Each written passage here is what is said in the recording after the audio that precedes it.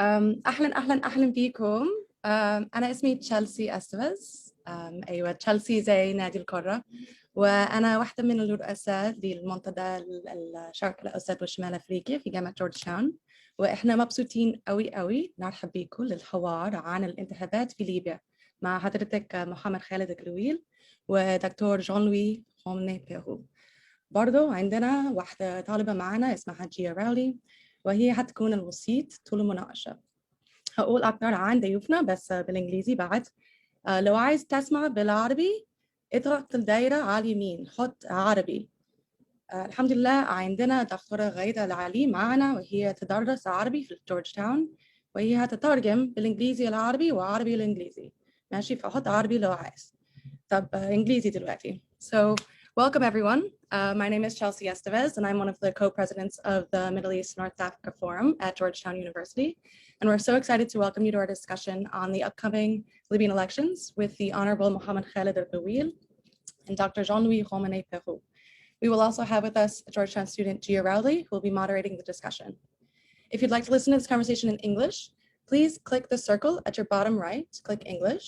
We're so grateful to have Dr. Ghaida Lali with us, who will be translating from Arabic into English and vice versa. So please click English if you'd like to listen to this conversation in English. And so now I'm going to be introducing our guests in English. So again, if you need to hear in Arabic, put the circle, click that circle in Arabic. So Mr. Al-Ghawil received his Bachelor of Science in Civil Engineering in 1985 and his Master of Science in Environmental Engineering in 1991.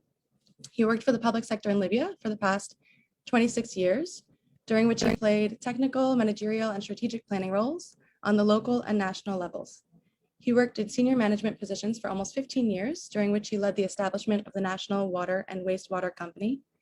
He then worked as Deputy Minister to the Ministry of Planning and Finance, and later to the Director of the Public Project Authority.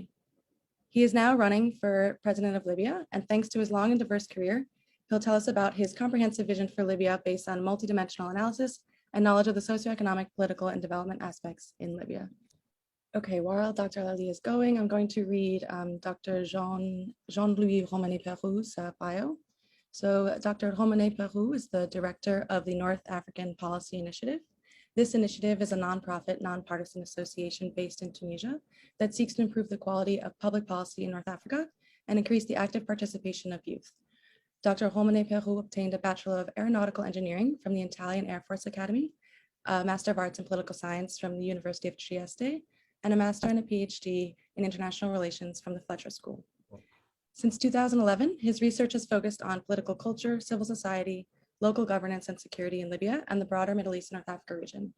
He has worked for a number of organizations such as No Peace Without Justice, U.S. Institute of Peace, Global Integrity, UNICEF, UNDP, and the UN Support Mission in Libya, and the EU delegations to Libya and Yemen. Our discussion today will be moderated by Gia Rowley, one of our awesome Middle East North Africa Forum board members. Gia is a second-year student at the Master of Science in Foreign Service program and the Libya and Egypt researcher at Armed Conflict Location and Event Data Project, also known as ACLED. Prior to coming to Georgetown, Gia worked at the Independent Election Commission in Jordan and was a fellow at the State Department working on democracy in Indonesia. So if you have questions throughout the event, please feel free to put them in the question and answer box. And again, if you need translation, please choose your language from the choices below. I'll give Dr. Ali a second to introduce Gia, and then we can hand it over to her for moderating. Thank you, Chelsea. Ahlan wa sahlan. I'm going to begin this discussion today. And Dr. Ali, you can start translating at any time. People listening in Arabic can only hear you. They can't hear me. So feel free to start. This discussion today couldn't come at a better time as the country is now quickly approaching the scheduled December 24th election date, where Libyans will elect a new president. The country has had a national unity government since March of this year, ending years of conflict and foreign military interference in the country. As we prepare for a new government, though, the country still has outstanding issues. There still is no constitution or agreement over the oversight of the armed forces, and politicized militias are still widespread, and even through this week are engaging in armed clashes. So while this election is certainly promising, deep questions remain about the future of Libya and how to move the country forward. Okay, thank you very much for this invitation and this introduction. I prefer to speak in Arabic in order to submit my messages more accurate. Thank you. Yeah, you made to me this honor to speak to this distinguished university and its students. Thank you very much for that. بسم الله الرحمن الرحيم. أنا محمد خالد عبد الله الغويل، أتحدث إليكم اليوم بصفتي رئيس حزب السلام والازدهار في ليبيا، أحد الأحزاب السياسية في ليبيا. سأتفادى الحديث كمرشح للانتخابات الرئاسية لأن القانون لا يسمح بالحديث كمرشح إلا بعد إعلان القوائم النهائية للمرشحين من قبل مفوضية الانتخابات وبعد السماح ببدء الحملة الانتخابية، وبالتالي سأتفادى الحديث حول برنامجي الانتخابي وسأتفاعل مع أسئلتكم وفق رؤية حزب السلام والازدهار وبرنامجه العام المعلن على صفحاته الرسمية. ليبيا تمر بظروف صعبة منذ سنوات وتمر بصراع مسلح في خلال السنوات الأخيرة، ونحن نعتقد بأن المقاربة التي تم فيها تناول معالجة الصراع الليبي ومحاولة حله هي مقاربة بحاجة إلى إعادة نظر بعد 10 سنوات من عدم نجاحها. خلال ال10 سنوات ليبيا مرت بتجربتين انتخابيتين للبرلمان في 2012 و2014، ومرت بمحاولتين للحوار تحت إشراف بعثة الأمم المتحدة للدعم في ليبيا سنة 2015 ما عرف باتفاق الصخيرات في المغرب، وفي سنة 2020-2021 في نوفمبر 2020 كان الحوار الليبي في تونس تحت إشراف الأمم المتحدة، ثم في سنة 2021 في فبراير كان في جنيف. بعد كل هذه المحاولات ما زالت ليبيا لم تستقر، لأن المقاربة التي استخدمت من وجهة نظرنا لن تؤدي إلى الوصول إلى الاستقرار. فالليبيين لم يتحاوروا بعد حول أسباب الحقيقية للصراع، ويتم التعامل في كل مرة مع الأعراض وليس الأسباب، وفي كل مرة يتم التوجه نحو مقاربة توزيع السلطة ما بين أطراف الصراع إلى درجة تفتيت السلطة بدلاً من المشاركة في السلطة ما بين أطراف الصراع وما بين كل الليبيين، التي لن تنتج إلا من خلال حوار مجتمعي جامع حول الأسباب الرئيسية للصراع والمعالجات التي يجب أن تكون، وليس التعامل مع أعراض الناتجة عن الصراع. أيضاً أن النظر إلى الأدوات وكأنها أهداف والآليات كأنها أهداف مشكلة في المقاربة التي اتبعت في ال10 سنوات الماضية، فأصبح تشكيل الحكومة هدف، وأصبح تشكيل السلطة التنفيذية أو السلطة التشريعية هدف. هو الحقيقة هذه أدوات لتحقيق الهدف وهو الاستقرار، وذلك لن يتحقق دون مناقشة الأسباب العميقة للصراع ودون الاتفاق حول المعالجات، وفي مقدمتها الخروج بميثاق وطني للعيش السلمي المشترك ورؤية ومشروع للمستقبل المشترك الذي يجمع كل الليبيين. هذا يتطلب الحوار حول الهوية الليبية الجامعة والانتماء والمواطنة والاعتزاز بمكونات هذه الهوية بتراكمها التاريخي والحضاري والثقافي، وأن تصبح تلك هوية لجميع الليبيين، وهي المظلة التي يستظل بها كل الليبيين وتنظم العلاقات فيما بينهم وتنظم علاقاتهم مع العالم. أيضاً لابد من التعامل مع العدالة الانتقالية والمصالحة الوطنية، وبالتالي لابد من كشف الحقيقة والاعتذار وجبر الضرر والتصالح والعفو. والاستدامة المصالحة يجب أن ترتبط بالتنمية المكانية المتوازنة المستدامة وترتبط بالحكم المحلي. أيضاً نحن بحاجة إلى إعادة هيكلة للاقتصاد الليبي وتخليصه من أحادية المورد وتخليصه من الريع الأحادي ريع النفط الذي يسيطر على 98% من الموارد العامة ويسيطر على حوالي 70% من الناتج المحلي الإجمالي. لو لم يتم إعادة هيكلة الاقتصاد وتخليصه من الريع وتنويعه واستدامته فإن الصراع للأسف سيستمر. أيضاً لابد من التوجه إلى الحكم المحلي اللامركزي بصلاحيات تشريعية وتنفيذية واسعة، وأن تكون هناك مجالس تشريعية محلية وحكومات تنفيذية محلية. هذا يجعل توسيع مشاركة في السلطة بدل من تركيز المشاركة في السلطة، يجعل الجميع يشعر بأنه شريك في سلطة والحكم في بلده، سواء كان في الجانب التشريعي أم في الجانب التنفيذي. أيضا هذا يفتح مجال للتنافس ما بين المحليات ويفتح مجال للنجاح، أن المعادلة المركزية القائمة حاليا هي معادلة إما النجاح الكلي أو الفشل الكلي، واحتمالية النجاح الكلي تقترب من 0%، واحتمالية الفشل الكلي تقترب من 100%. إذن علينا أن نعطي فرصة للنجاح الجزئي، وأن نعطي تمايزاً وتنافساً ما بين المحليات نحو النجاح.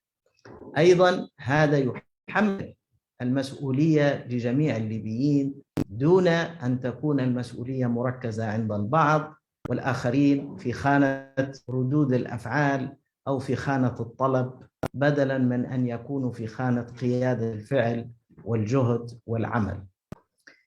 أيضاً لابد من تعزيز المسار الديمقراطي وترسيخ ممارسات التداول السلمي على السلطة. للأسف بأن المسار الديمقراطي مرتبط ارتباطاً وثيقاً بالاتفاق على العيش السلمي المشترك، ومرتبط ارتباطاً وثيقاً على نموذج إدارة عوائد النفط، لأن الصراع في قلبه هو صراع على الموارد المالية للدولة التي متأتية من عوائد الموارد الطبيعية وفي مقدمتها النفط والغاز.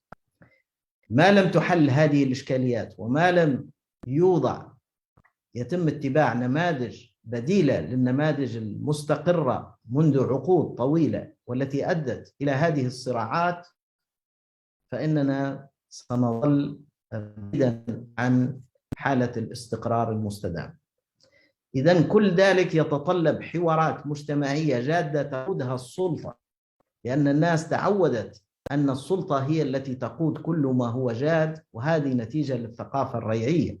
إذن حان الوقت للسلطة أن تقود حوارا مجتمعيا جادا يطرح القضايا الرئيسية للصراع ويتناولها من خلال كل الجامعات، مراكز الدراسات والبحوث، ومن خلال منظمات المجتمع المدني، ومن خلال المثقفين وصناع الرأي من النشطاء على وسائل التواصل، ومن خلال النقابات والأحزاب السياسية واتحادات غرف التجارة والصناعة.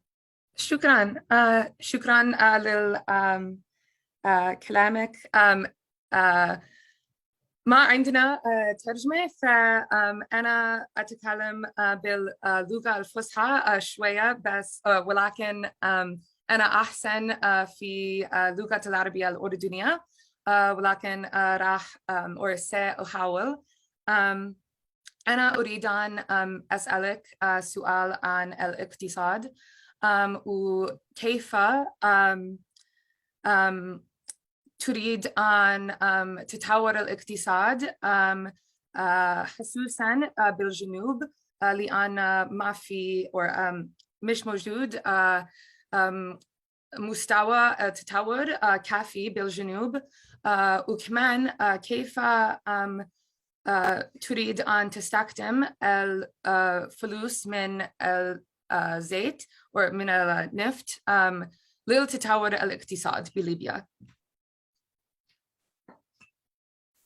أولاً الجنوب الليبي سواء الجنوب الشرقي أو الجنوب الغربي هو مصدر أساسي للموارد الطبيعية الرئيسية في ليبيا. فالموارد المائية والموارد النفط والغاز والطاقة الشمسية وموارد الطبيعية الأخرى كالذهب والسيليكا وغيرها والزراعة نظراً لتوفر المياه هي موارد متاحة وبوفرة في الجنوب الشرقي والجنوب الغربي وليس في الشمال في ليبيا. إذن هذه المناطق هي مناطق الوفرة في الموارد. الإشكالية أن النهضة التنموية في ليبيا سترتبط حتماً بالحكم المحلي، وبالتالي كلما اتجهنا إلى معالجة الأسباب وليس التعامل مع الأعراض سنحل المشكل. وفي الأصل المشكل هو مشكل إدارة عوائد الموارد الطبيعية. النموذج الذي اتبع ل60 سنة منذ بداية استخراج النفط وتصديره هو أدى إلى النموذج المركزي والدولة الريعية بثقافتها والدولة التي يتحكم فيها مورد واحد، وهذا يؤدي إلى ثقافة سلبية في المجتمع تؤدي تلقائيا إلى الاعتماد على الدولة في كل شيء دون الاعتماد على النفس ودون تحمل المسؤولية ودون أن يكون للمبادرة معنى أو جدوى. إذن هذا النموذج يجب تعديله. الجنوب الليبي هو مفتاح الاستقرار في ليبيا. الجنوب الليبي يمتد وهو يعني هو نقطة التواصل مع دول كثيرة في الإقليم. الإقليم هذا في حوالي أكثر من 800 مليون نسمة، معدل نموه السكاني أكثر من 2.5%. هذا الإقليم يبدأ من شرق أفريقيا في الصومال إلى نيجيريا في غرب أفريقيا إلى الكونغو في وسط أفريقيا، والجنوب الليبي مفتوح على هذا الإقليم، ولدينا حدود حوالي 4000 كيلومتر في الصحراء. أستاذ محمد نائية. تفضل. ممكن توقف شوية عشان المترجمة معليش دقيقة واحدة. حاضر. شكرا بك لجوابك. أنا أريد أن أسأل لا لو تسمحي لاستكمال الفكرة أن الجنوب الليبي هو مدخل للاستقرار في ليبيا، وهو مدخل أيضا للانفتاح على الإقليم، لكن أيضا هو يشكل قضايا الإقليم تشكل تحدي كبير للجنوب الليبي ولليبيا. القضايا اللي في الإقليم، هذا الإقليم اللي حولنا في جنوب الصحراء وفي دول الساحل الأفريقي زي ما قلت بأن يتميز ب 800 مليون نسمة أو يزيد، يتميز بمعدلات من الفقر عالية، حصة الفرد من الناتج المحلي الإجمالي في عدد من دول هذا الإقليم لا تصل إلى $500 للفرد في السنة، وفي المتوسط لا تزيد عن $1200 للفرد في السنة.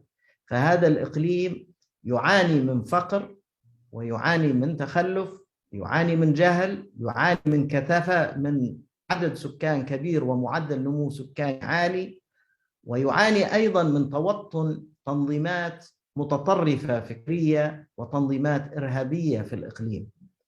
إذن يجب أن ننتبه إلى ذلك، وأن ليبيا من خلال إذا تموضعت في هذا الإقليم على أساس نموذج تنموي اقتصادي ونموذج للحياد في القضايا الإقليمية ستشكل نقطة استقرار في الإقليم، لأن هذا الإقليم عوامل عدم الاستقرار فيه كثيرة وقد تستمر لسنوات طويلة، وهو يشكل في بعض الأحيان تهديداً للأمن والاستقرار الليبي. إذن ليبيا في الإقليم يمكن أن تلعب دور صمام الأمان من خلال دور تنموي اقتصادي يمثل نموذج للانفراج والأمل في الإقليم. شكرا. أنا أريد أن أسأل الدكتور جان لوي أسئلة وأنا سوف أتكلم بالإنجليزي. So Jean-Louis, you and I first met in 2014 when you were teaching a class on Libya at Tufts University. At the time, we were hopeful that there could be a democratic transition in Libya. But we were learning about certain issues that were preventing that from happening. Most importantly, the cleavages across society and across the country between the West, East, and South, and also the large number of militias across the country that were preventing Libya from achieving security. So to start with, I want to follow up with you on those issues now that it's been 7 years. What do you see as the major cleavages across Libyan society right now? And what are the most important changes that need to happen to start reconciling those divisions? Thank you, Gia, and thank you for the invitation for today's event. It's important to talk about Libyan elections, if they will be held. Still, I'm not convinced. And it's great to find you again, pursuing master's degree and doing great work. Many years after we met, unfortunately, Libya has not gone much better along the route of political transition. Divisions and cleavages are still numerous. Those that existed already, unfortunately, are still there. If I had to say which cleavages are dominant, there is not one single cleavage that is dividing Libyans. There are many of them. Some are ideological, such as those who call themselves revolutionaries and therefore anti the regime from the 2011 revolution. Others instead are more attached to that regime. And a third category of that ideological cleavage is actually a group of pragmatists who really no longer care about this distinction and want to look forward independently from the 2011 revolution. Another ideological division in the country is that between those who support political Islam that are referred to as Islamists, although it's a term that I don't like to use, and the other side that is termed anti-Islamist, which is also a misnomer, are those who do not believe that political Islam and that religion should be part of politics.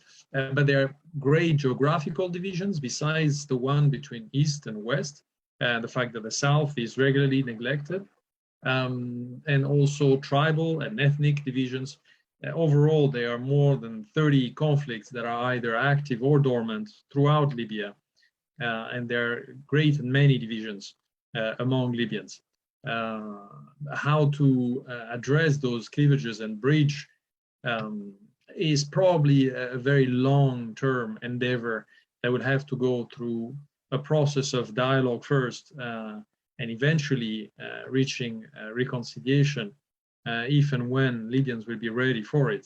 But at least they need to start engaging in dialogue and cooperation on economic matters, but also through civil society activities and many other fronts. Thank you so much. I want to ask you about the elections, but first I want to ask you another question about the context in Libya, and that's about the militias. There's still a proliferation of militias and other armed groups in Libya, and after the civil war, there are now foreign forces and mercenaries. So I was hoping you could talk about why DDR efforts in the past have failed and what would need to happen in the future to reform the security sector.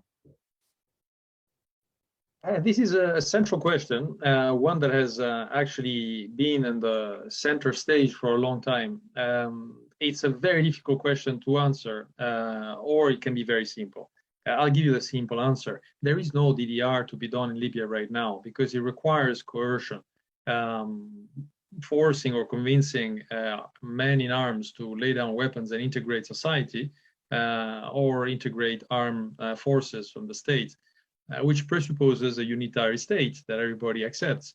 And these preconditions are not there. There is no unitary institutions that can absorb part of these armed men. There is no coercive force, either national or foreign, that can force militias to lay down weapons and demobilize. And in the broader scheme of the security sector reform, there must be also a security sector to be reformed. And in Libya, there's also missing that security sector. Many detractors of the international efforts through UNSMIL and of the international community point to the fact that this security dossier was neglected to the benefit of other, such as the political roadmap. But in reality, it's a pragmatic decision that doesn't leave many options open. And we need to move forward. Libyans need to establish a political framework in the hope of having central institutions that can one day eventually address also the issue of demobilizing militias, or either integrating them into armed forces or reintegrating part of the fighters into society. And there is not much else that can be done in the short term. So in the long term, part of what is needed to move the country forward is elections. However, there are certain issues with the elections, notably whether they'll be held on time or at all, and what the impact of a future government will be given the context that they're happening in right now. So I was wondering if you could talk a little bit about what you see for the timeline of the elections, the major barriers to them happening, and also what they're going to represent for the country, whether that's a true democratic transition or a way forward out of conflict. Elections are needed, and that's without doubt. I think everybody agrees that Libyans will need elections. But I would argue that elections now would be disastrous. I've been saying for the last 8 months that there shouldn't be elections and there wouldn't be elections in December. And I hope that it will be proven right, that there won't be elections. It's too hurried. There is no time for campaigning. And also, the process was botched. Legitimacy was born dead in this process. The priority is not legitimacy per se. Unfortunately, Libyans realize that there is very little legitimacy left on many parts of this process, it be for the decision of having parliamentary elections after presidential elections, or the decision with the candidates, the list of which is still not public, the short time for campaigning, the attacks that have been in some centers, the stealing of some ballots in Azizia or in Tripoli, a forceful attempt to prevent a court from ruling on the candidacy of Rئيس al-Islam in Sabha, or again the arrest of some supporters of Saif al-Islam in Sirte. So there are many instances that indicate that elections will not be free and fair, that it would be very difficult to protect the security of citizens. The timeline is problematic for these reasons. There is no time for campaigning. It's also problematic because the parliament decided, and actually I would argue that the head of the parliament decided to go with presidential elections almost by decree. And in fact, parliamentary elections would have been less divisive than a presidential election. It would have been probably wiser to start with a parliamentary election rather than going for a presidential election. Eventually, we need to go in Libya for elections, but I would argue that now is not the time. Candidates such as Mr. الغويل needs time to explain what is their program. There probably will be 90 candidates, and they need to get known by the public, by Libyans, so they can make an informed decision. Thank you. And on the topic of the presidential elections, I want to ask about two main candidates. When you respond, if you could go a little slower for Dr. Ali to translate. So Colonel Gaddafi's son submitted his candidacy for the presidency and was initially denied. When he submitted an appeal to a court in Sabha, the Tariq ibn Ziyad brigade affiliated with Colonel Haftar attacked the court to interrupt the hearing, but eventually the court was able to resume and reinstated his candidacy. So can you talk about the significance both of him being a candidate in this election, but also of how these events played out and what that means for this election, but also about the state of Libya and the role that violence continues to play in it? Well, this has been the hot topic in this presidential election. I think it's an overrated discussion for the reasons that I will explain shortly. First of all, the significance. The significance, besides the symbology of having Saif al-Islam Gaddafi run for elections, is very large. They are nostalgic of the former regime, but not just of the regime, of a time when Libya was sovereign, when there were no foreign forces on the country, when there was security, albeit under a dictatorship. And some Libyans would like to go back to that. Now, I believe that the support that is credited to Saif al-Islam is largely overrated, and not just in the south, throughout the country.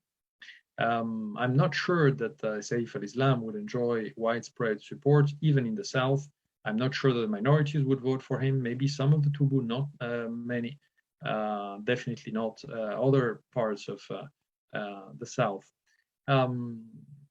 The importance of his candidacy is also because it takes away some of the potential votes from Haftar, because they draw from the same pound of votes. And that's why, allegedly, LNA forces have tried to prevent him from running, and have allegedly arrested some of his supporters who celebrated his candidacy around the country. Lastly, there is the issue of the ICC. We shouldn't forget that Saif al-Islam is under an arrest warrant by the ICC on counts of crimes against humanity. And that would definitely pose a problem.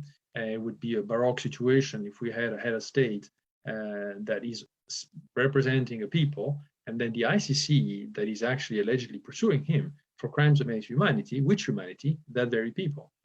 But I exclude that scenario. I do not think that Saif al-Islam Gaddafi actually stands any chance of winning this presidential election.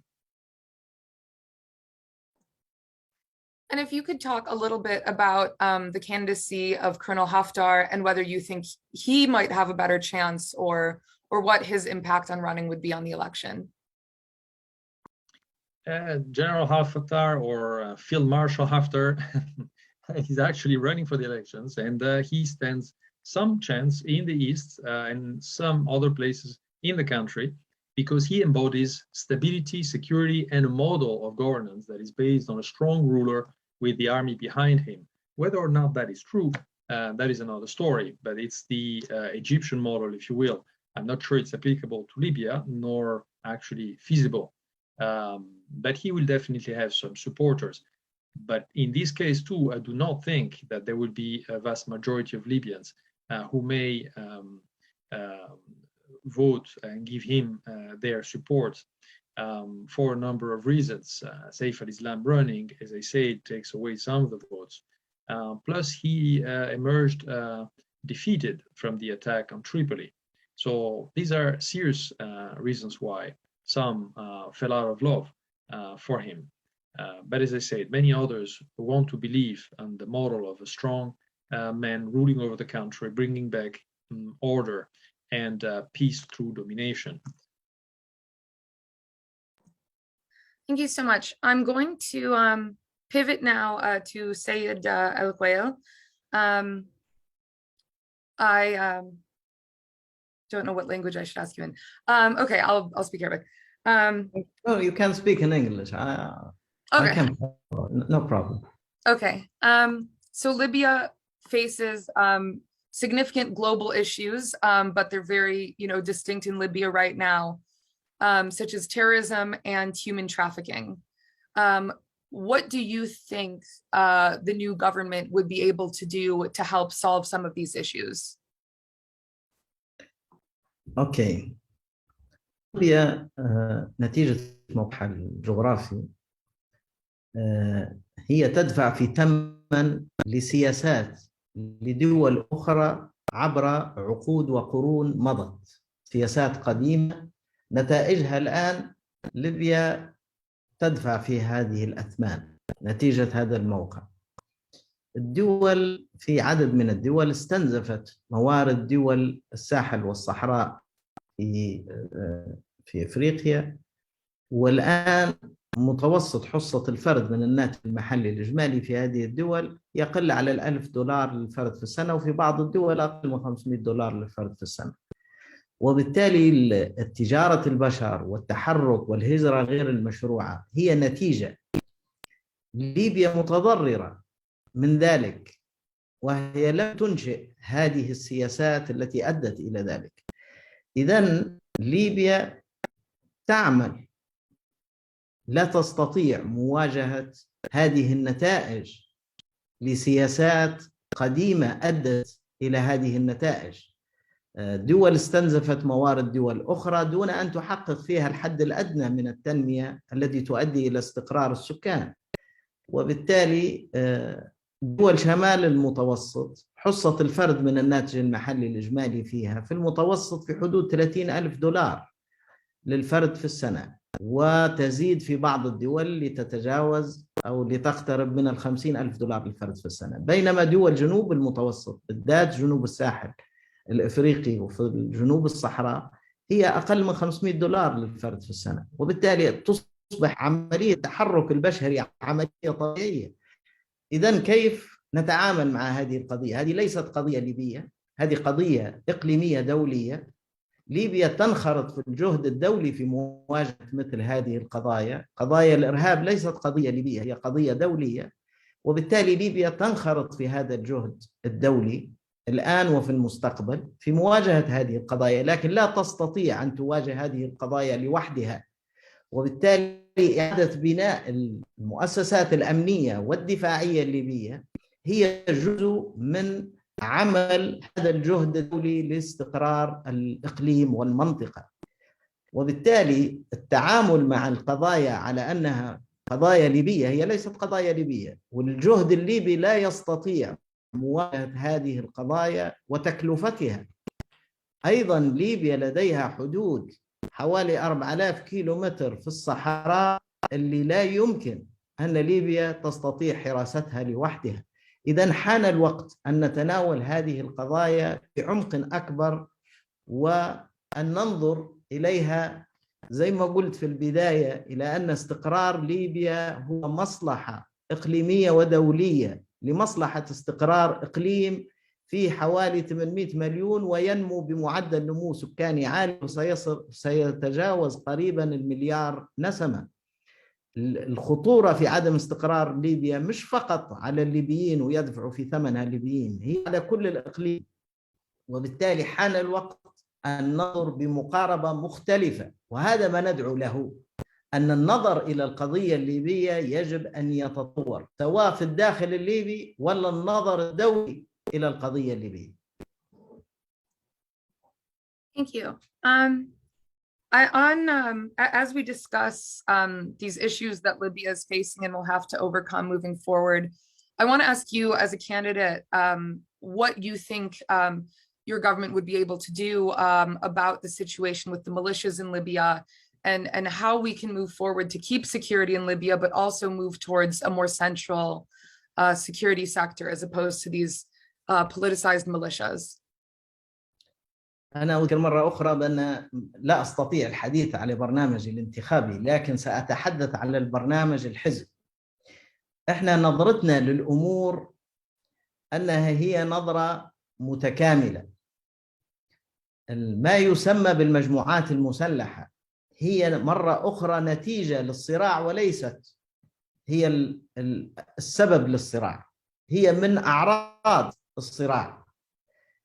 هذه المجموعات المسلحة الآن عملياً عندنا تحت نتيجة مخرجات برلين عندنا مجموعة 5 لجنة 5+5 من العسكريين من أطراف الصراع الليبي، وهذه اللجنة مناط بها توحيد الجيش الليبي وإعادة بناء مؤسسات الدفاع والأمن ونزع السلاح وتنظيم حمله واستعماله وإدماج المجموعات أو إدماج المسلحين.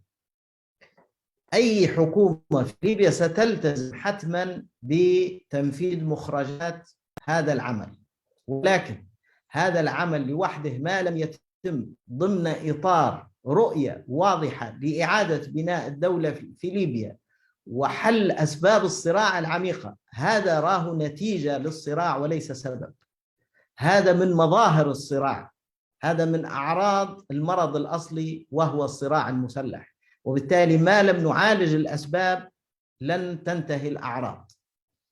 إذن علينا أن ننظر مرة أخرى في حل متكامل يبدأ بتناول أسباب الصراع في ليبيا ومعالجة أسباب الصراع، لأن هذه الأعراض ستنتهي بمعالجة أسباب الصراع. هذه تمثل عرض من أعراض أزمة عدم الثقة ما بين الليبيين. لما الناس تحتكم إلى السلاح يعني هي غير قادرة على الاحتكام إلى الوسائل الأخرى. الليبيين بعد 10 سنوات من الصراعات المسلحة اقتنعوا بأن الصراع الخشن المسلح لن يحل المشكلة بل يزيد تفاقمها. الأوضاع الاقتصادية والاجتماعية متفاقمة، كل سنة أسوأ مما قبلها وكل يوم أسوأ مما قبله. فالناس اقتنعت بأن طريق الصراع الخشن المسلح لن يحل الإشكالية. حان الوقت إلى القوة الناعمة في ليبيا، إلى قوة الفكر، إلى قوة الرأي، إلى قوة المشروع، إلى قوة البرنامج المتكامل. حان الوقت إلى إعادة التموضع في ليبيا على أسس اقتصادية تنموية. حان الوقت إلى التعامل مع الأطراف الدولية المتدخلة في الحالة الليبية بدلاً من التدخلات السلبية المؤججة للحروب والصراعات إلى تنافس تنموي اقتصادي لمصلحة كل الأطراف. Thank you so much. I want to quickly ask Jean-Louis a little bit about the civil society context in Libya right now.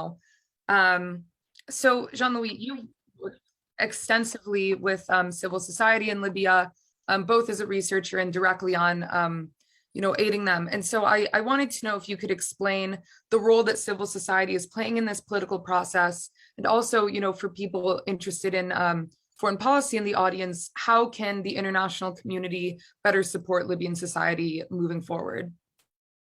So it is a very complex domain or area on which to intervene. The international community has oftentimes, most of the time, meant very good to do well, but created a lot of issues. It's a very difficult thing to support civil society. I'll share with you my ounce of wisdom on what can be done and what the role of civil society can be. In broad terms, civil society does not have a great space in Libya nowadays to operate as it operates in other countries. It's extremely difficult and dangerous for activists, bloggers, or journalists to engage in the public space. For these reasons, Libyan activists and civil society should be dealt with very carefully and not pushed to do things that can put them in danger.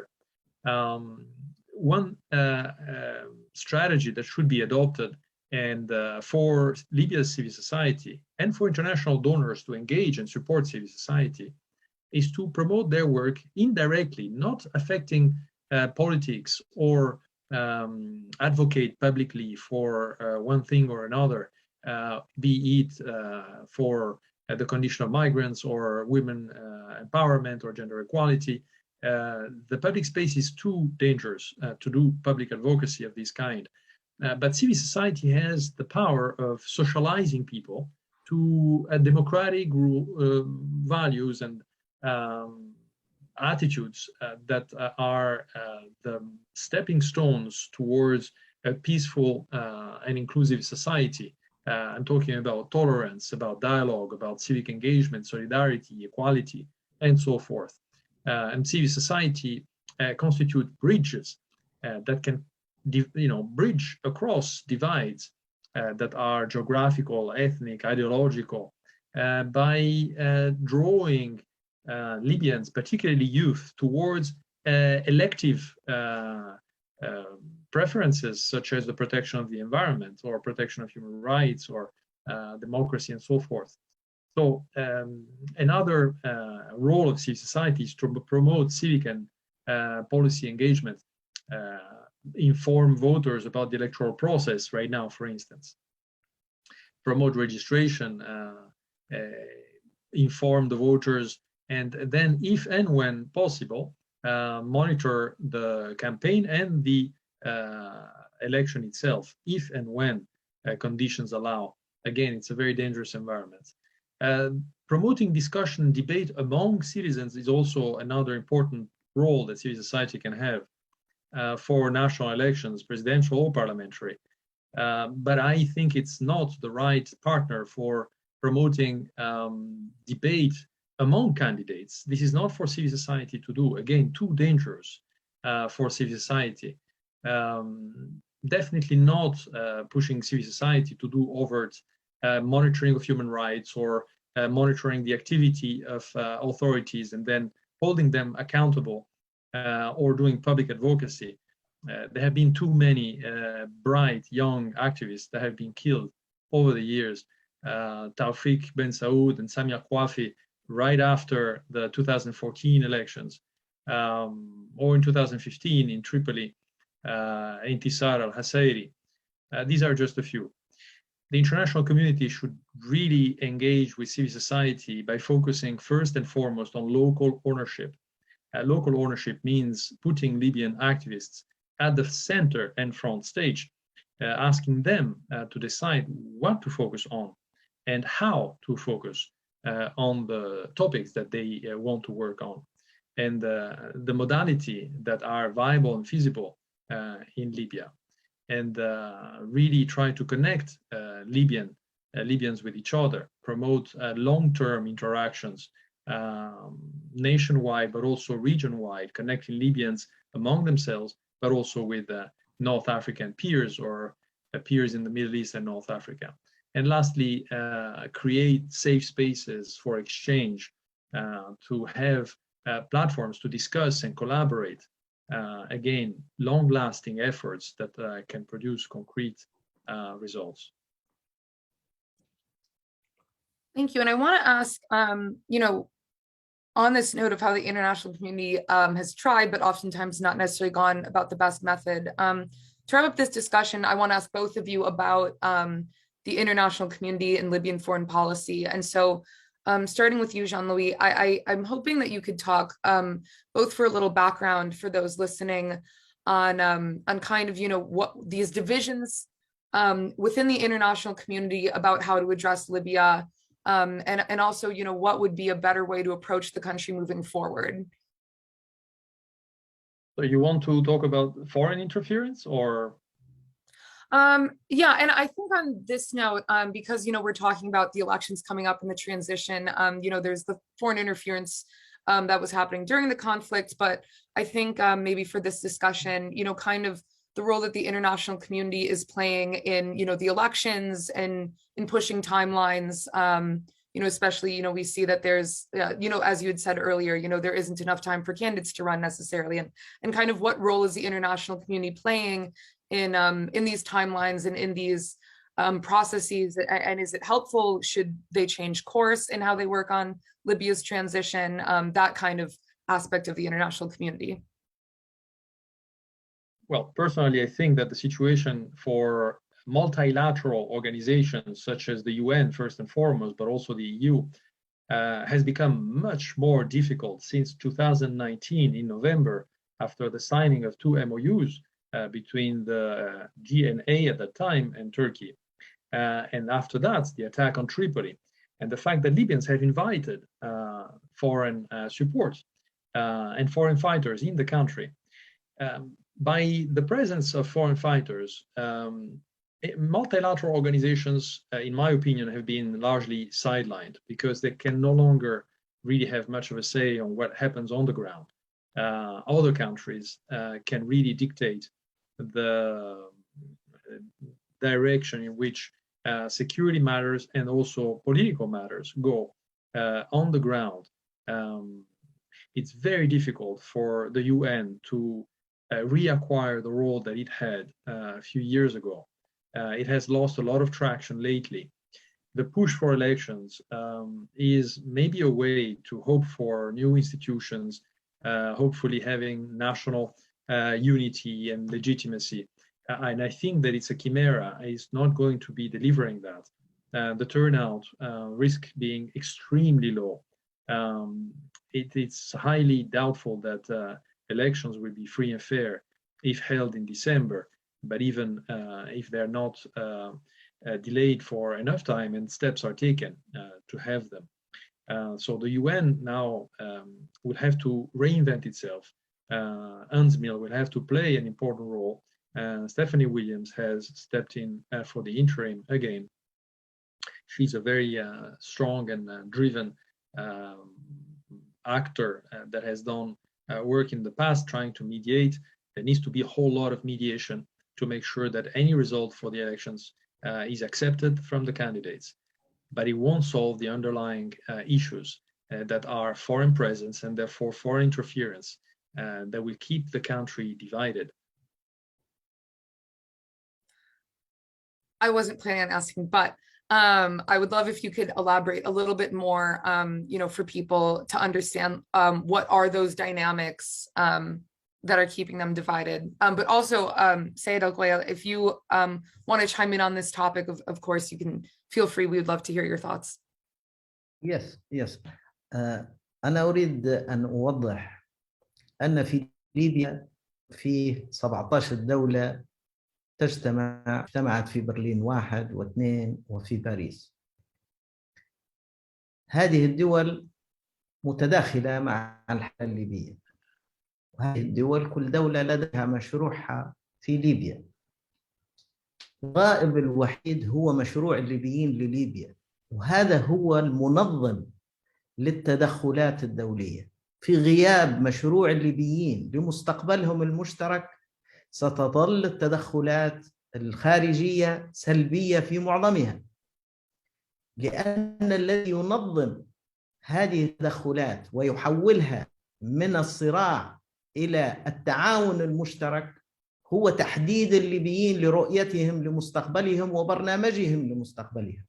حينها كل المتداخلين الخارجيين سيتعاملوا مع المشروع الليبي للتعامل من خلاله. احنا في ليبيا نبدأ من داخلنا، هذا في الجانب الداخلي الليبي، بالاتفاق على مشروع لمستقبلنا ورؤيتنا لمستقبلنا المشترك. الآخرين لديهم مشروعاتهم في ليبيا ولديهم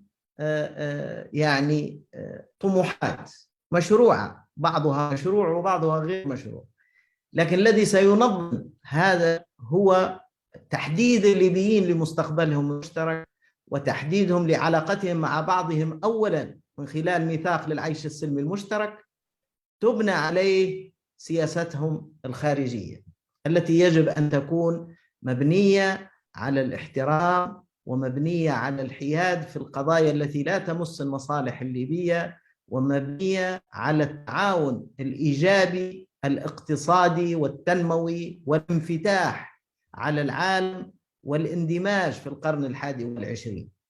هذا هو الدور اللي يمكن لليبيا أن تقوم به. التدخلات الخارجية أنواع اللي مرت بليبيا في ال10 سنوات الماضية، بعضها أدى إلى اصطفافات متقابلة لأطراف الصراع في ليبيا، وأدى إلى تعميق الصراع، وأدى إلى تسليح الأطراف، وأدى إلى تدريب أكبر على السلاح، وأدى إلى ضخ أسلحة، وأدى إلى تأجيج الإعلام، استخدام الإعلام للتأجيج خطاب الكراهية ما بين الأطراف الليبية. هذه التدخلات السلبية هي نتيجة من نتائج غياب المشروع الوطني الليبي واتفاق الليبيين ما بينهم حول مستقبلهم.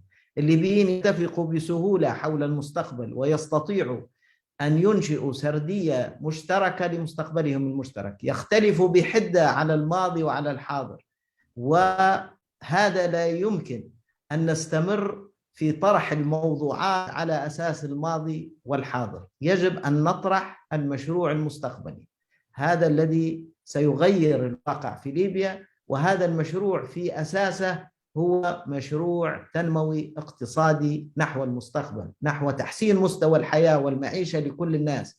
لا يمكن توقع أن الناتج المحلي الإجمالي لبلد زي ليبيا كان في 2012 100 مليار 80 مليار دولار تقريبا، انخفض إلى 30 مليار دينار، أقل من 25 مليار دولار في 2020. يعني الاقتصاد انكمش بأكثر من 70%. يعني أن الصراع سيزداد حدة وعنفا. إذن لابد من توسيع الفرص الاقتصادية، لابد من توسيع الاقتصاد، لابد من العمل الجاد لأن نصل بناتج محلي إجمالي مرتفع. حصة الفرد من الناتج المحلي الإجمالي في ليبيا نقصت من 12,000 دولار للفرد في السنة إلى 4,000 دولار للفرد في السنة. هذه إشكالية كبيرة، وبالتالي طبعا هذا تبع تدني في مستوى الحياة والمعيشة، وتبع تركز الثروات عند البعض، وازدياد الهوة ما بين الطبقة الصغيرة الغنية والطبقة المتوسطة التي اتجهت إلى الفقر للأسف الشديد نتيجة انعدام العدالة في الفرص الاقتصادية والسياسية. Shukran. Thank you so much. It's been flagged for me that we are over time, so I want to wrap up the discussion just by asking each person in our room, starting with Jean-Louis, for their final thoughts on our discussion today, or takeaways that you want us to have moving forward as we look at Libya, either in terms of the elections or just how we see the country progressing and moving forward. So I want to mention one thing without taking away anything from the interference of foreign forces and countries, as was mentioned by Mr. الغويل. We should also remember that these forces are invited by Libyans. And it makes me think of the way that India, the subcontinent, lost its own power for the sake of France and England by inviting foreign forces. The Maharaja invited French forces or British forces to fight against each other. And over time, it became a war between France and the UK and England. Well, I believe that we should draw from that lesson. I think that nowadays Libyan Maharajas are inviting foreign forces and foreign backers to confront each other and make sure that they can assert their own power. So it needs to be Libyans first who decide to figure out a way to build national institutions and come to agreements. The presidential election is going to be very problematic. I think that if a candidate gets elected that is broadly accepted, and I can only think of very few candidates who can be broadly accepted by Libyans in the three regions, I think a wise strategy would be just to focus on the economy because it can bring people together and relaunch the reconstruction of the country. And then from there, move on to the political and the security dossier. But it would be a long way forward. Thank you so much. And if you have not written on that analogy from history, please do. I think that, it's really helpful to learn from these historical cases. And I think it could be really instructive, looking forward on Libya. So yeah, thank you. I've always learned a lot from you and continue to today. So thank you so much for being here. And so, for our final thoughts, Sayed El-Ghouel, if you want to say anything else that you want the audience to hear from you today before we wrap up. أنا أتفق تماما مع المداخلة الأخيرة للدكتور جيان، بس أضيف عليها يجب أن نبدأ الآن، لأن إحنا كل ما نضيع يوم تضيع فرص كثيرة، وليبيا تعتمد على النفط، والميزة النسبية للنفط في العالم بدأت في منحنى التراجع، وبالتالي النافذة الصغيرة المتبقية لنا في 10-15 سنة القادمة يجب أن نستثمر كل يوم فيها لتطوير الاقتصاد الليبي وتنويعه وتوسيعه وتوفير فرص عمل حقيقية وقلب معادلة الصراع إلى معادلة تنمية وازدهار. هذا لا يجب يجب نبدأ الآن، يجب أن نبدأ منذ سنوات. أضعنا أكثر من 300 مليار دولار في ال10 سنوات الماضية، انتهت فقط إلى مشاكل وإلى صراعات وإلى تعميق الصراع وإلى انكماش اقتصادي كبير. إذا حان الوقت أن تتغير هذه المعادلات، حان الوقت أن تتغير النظرة إلى الحل في ليبيا من نظرة أمنية عسكرية إلى نظرة اقتصادية تنموية. حان الوقت أن يتغير التفكير في معيار القوة. القوة في ليبيا هي القوة الناعمة الآن، هي قوة الفكر، قوة المشروع، قوة البرنامج، وليست القوة العسكرية المسلحة. إذا أردنا استقرار في هذا البلد، وإذا أردنا استقرار ينعكس في هذا الإقليم. هذه ما أردت أن أضيفه على المداخلة الأخيرة. شكرا.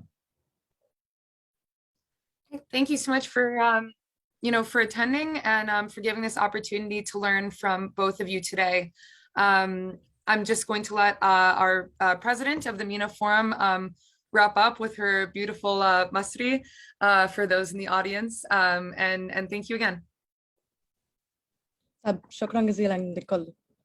شكرا. مع السلامة. Thank you so much. مع السلامة. شكرا شكرا جزيلا. وشكرا دكتور علي كثير للترجمة.